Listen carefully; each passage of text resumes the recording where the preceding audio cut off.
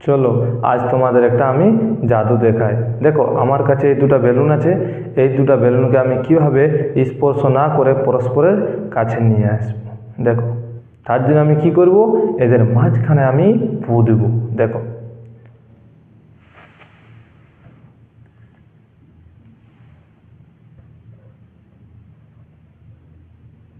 আবার দেখো দেখো এর কারণটাও জেনে নাও। এর কারণ হচ্ছে বার্ননীতি থেকে আমরা জানতে পারি। কিভাবে? বার্ননীতি অনুসারে কি হয়, যে জায়গায় বেগ বেশি হয় সেই জায়গায় চাপ কম হয়, যে জায়গায় বেগ কম হয় সেই জায়গায় চাপ বেশি হয়। যখন আমি এই দুটো বেলুনের মাঝখানে ফু দিচ্ছি সেই সময় এই জায়গায় বাতাসের বেগ কী হচ্ছে, বেশি হচ্ছে। সেই জন্য এইখানে নিম্নচাপ অর্থাৎ চাপ কম হচ্ছে, আর এই জায়গায় আশপাশের বাতাস কী হচ্ছে, উচ্চচাপ। তাই উচ্চচাপ থেকে বাতাস নিম্নচাপের দিকে ধেয়ে আসছে, ফলে দুটো বেলুন পরস্পরের কাছে চলে